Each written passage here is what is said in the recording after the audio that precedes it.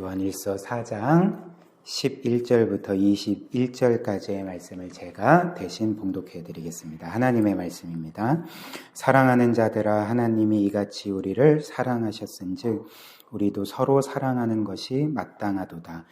어느 때나 하나님을 본 사람이 없으되 만일 우리가 서로 사랑하면 하나님이 우리 안에 거하시고 그의 사랑이 우리 안에 온전히 이루어지느니라.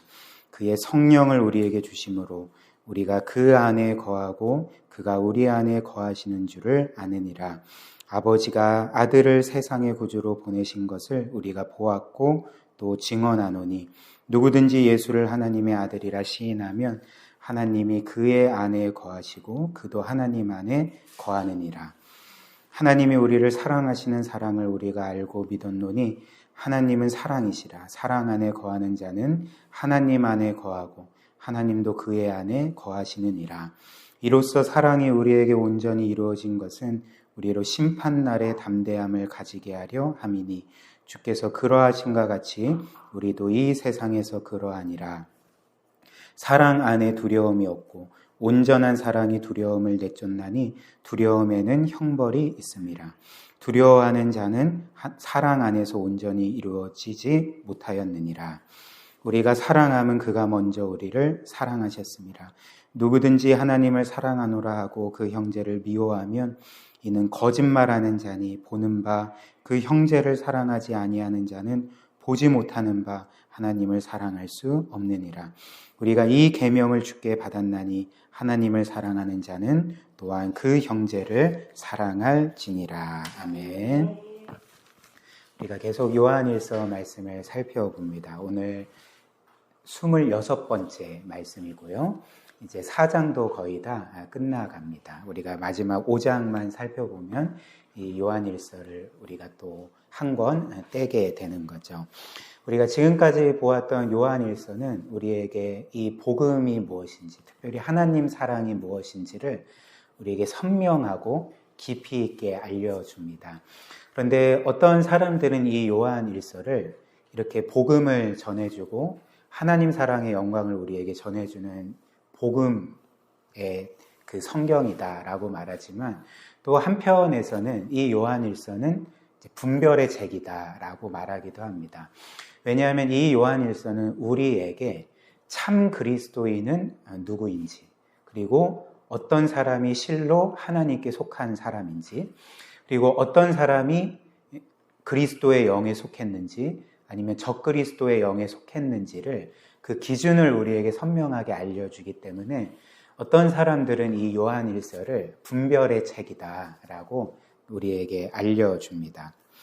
어찌됐든 오늘 우리가 읽은 이 요한일서 4장 11절부터 21절 말씀도 우리가 지난번에 살펴보았던 이 내용들을 요약해서 다시 한번 전해주고 있고요. 특별히 누가 참으로 그리스도께 속한 자인지를 우리에게 알려주고 있습니다.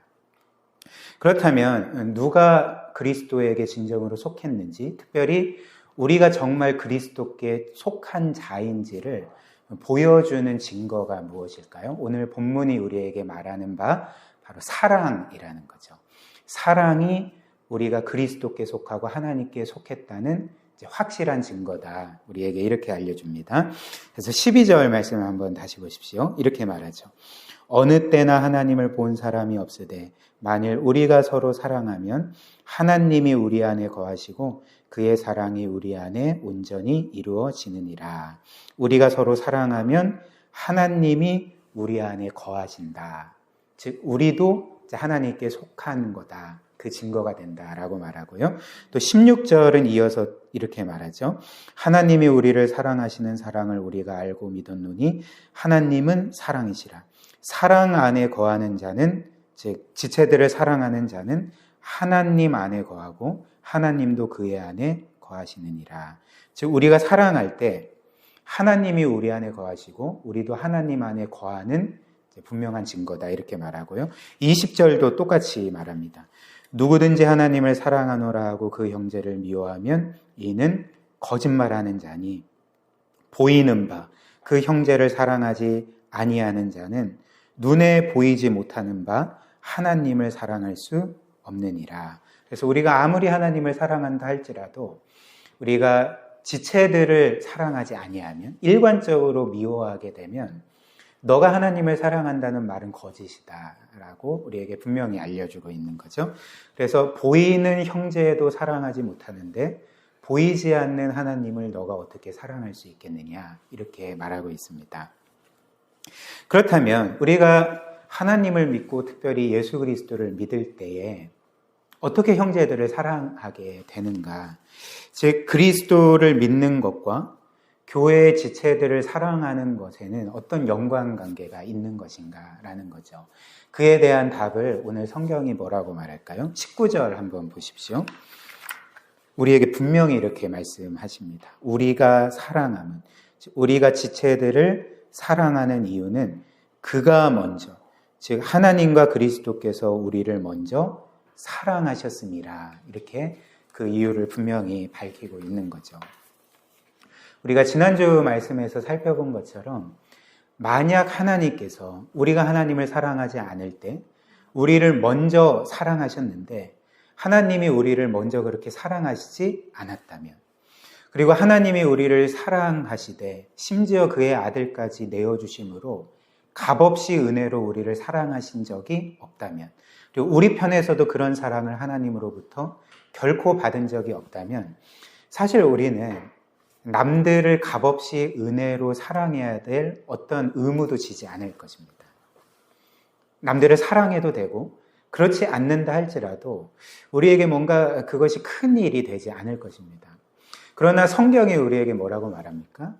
하나님이 먼저 너희를 사랑하셨기 때문에, 그것도 자격 없는 너희를 은혜로서 값없이 그 아들의 피값으로 사랑하셨기 때문에 이 사랑을 받은 너희는 반드시 내가 명하는 그 지체들을, 또 사람들을 사랑해야 된다라고 말씀을 하시는 거죠. 특별히 우리가 하나님께 받은 사랑은 실로 놀라운 사랑 아닙니까? 우주보다도 크신 그 하나님께서, 누군가 그런 말을 하더라고요. 우리는 우주의 먼지와 같다고, 어떤 영화에서 들은 대사인데, 그 광활한 우주에서 우리의 존재는 사실 먼지와도 같다, 이렇게 말을 하더라고요. 그러니까 이런 먼지와도 같은 우리를, 그것도 이제 그냥 먼지가 아니라, 착한 먼지가 아니라 하나님을 거스르고 무시하고 반역했던 먼지와 같은 우리를 사랑하시는 것도 놀라운데, 그 아들을 내어주시기까지 우리를 사랑하시고 자신의 영원한 자녀로 삼아 주시는 것이 얼마나 놀라운 사랑입니까? 그래서 우리가 이런 사랑을 받았다면 우리는 늘 지난주 말씀처럼 이 사랑을 우리의 선택사항이 아니라 하면 좋고 안 해도 크게 상관없는 것으로 늘 생각하는 것이 아니라 이것이 마땅하니라 라고 말씀하시지 않았습니까? 즉 사랑하는 것은 우리의 일생일대의 의무인 거죠. 특별히 우리 서로를 사랑하는 것은 이렇게 우리의 신앙의 의무라는 것입니다. 물론 우리는 사람들을 사랑하는 일에서 종종 하나님께 이런 불평을 토로할 수도 있을 것 같습니다. 하나님, 지금 하나님께서 사랑하라 명하신 저 사람은 저에게 단 한 번도 호의적인 것이 없었습니다. 단 한 번도 저에게 잘해준 적 없고 도리어 반대로 늘 나를 못마땅하게 여기고 나에게 뭔가 해를 끼치려고 한 사람입니다. 근데 어떻게 저런 사람을 내가 사랑할 수 있겠습니까? 저런 사람을 사랑하는 것은 너무 부당합니다 라고 그렇게 불평을 토로할 수도 있을 것입니다. 근데 이에 대해서 하나님은 우리에게 뭐라 말씀하실까요? 너도 나에게 호의적이지 않지 않았느냐? 너도 과거에 나를 무시했고 없는 존재로 여기고 나를 거스르며 나에게 적대감을 갖고 대하지 않았느냐? 그렇다면 내가 너를 사랑하는 것도 부당한 일이냐? 라고 반문하시지 않겠습니까?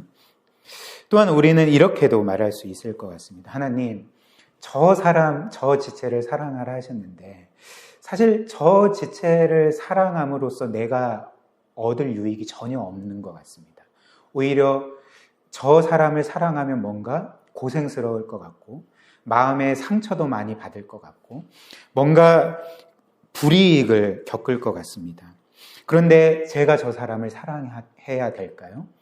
내가 손해볼 것이 명확한데 저 사람을 사랑하는 게 맞습니까? 라고 또 하나님께 이런 불평을 토로할 수도 있을 것 같습니다. 근데 하나님은 그때 우리에게 뭐라고 말씀하실까요? 너도 나에게 별로 도움이 안 됐다. 내가 너를 사랑할 때 너가 나에게 뭔가 유익이 되기 때문에 내가 너를 사랑한 줄 아니? 그렇지 않다. 오히려 너가 나에게 유익이 되는 게 아니라 내가 너의 가장 큰 영원한 복이 되기 위해서 너를 사랑했단다 라고 말씀하시지 않을까요? 따라서 우리가 받은 이 하나님의 사랑을 기억할 때 우리는 저 사람을 사랑하는 것은 부당한 것입니다. 저 사람을 사랑하는 것은 말도 안 됩니다 라고 결코 말할 수 없고, 하나님께서 나를 이처럼 사랑하셨으니 나도 저 사람을 사랑하는 것이 마땅합니다 라고 말하며, 우리는 사랑하는 일이 힘들지만 하나님의 은혜의 힘으로 그 사랑하는 일들을 책임감 있게 그렇게 감당하게 되는 것입니다. 특별히 마지막으로 성경은 우리가 이렇게 서로 사랑하는 것이 하나님 사랑의 완성이라고 말하는 거죠. 12절 한번 다시 보십시오. 이렇게 말합니다.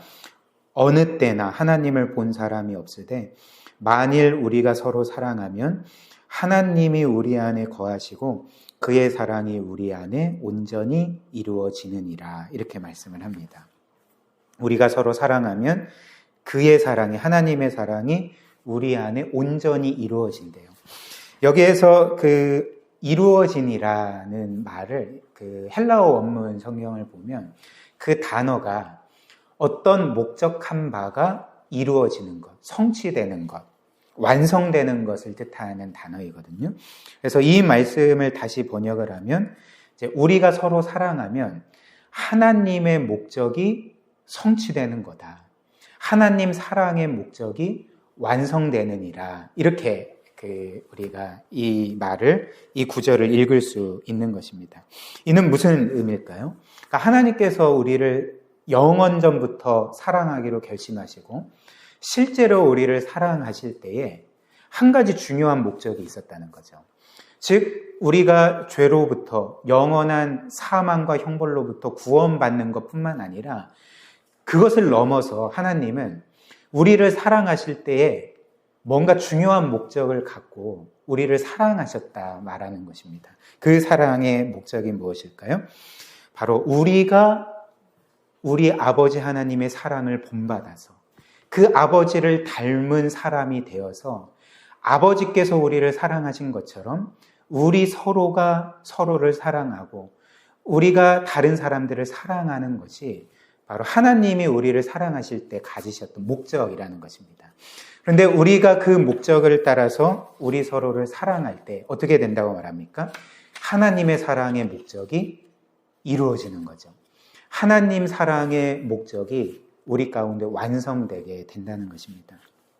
사랑하는 여러분, 우리의 삶 가운데 하나님의 사랑의 목적이 이렇게 이루어지고 있습니까? 이 하나님 사랑의 목적이 우리의 삶 가운데 완성되고 있습니까? 혹시나 성경은 우리가 서로를 사랑하면 하나님의 사랑이 완성되느니라 라고 말했지만 이것과는 별로 상관없고 이것과는 좀 동떨어진 삶을 살아가고 있지는 않습니까? 오늘 이 말씀 생각하고 특별히 우리에게 베풀어 주신 하나님의 사랑을 기억하면서 지체들을 사랑하고 또 사람들을 사랑함으로 하나님 사랑의 목적이 우리 가운데 이루어지도록 그런 복된 삶 살아갔으면 좋겠습니다. 우리에게 이런 은혜 주시기를 주님의 이름으로 축복합니다.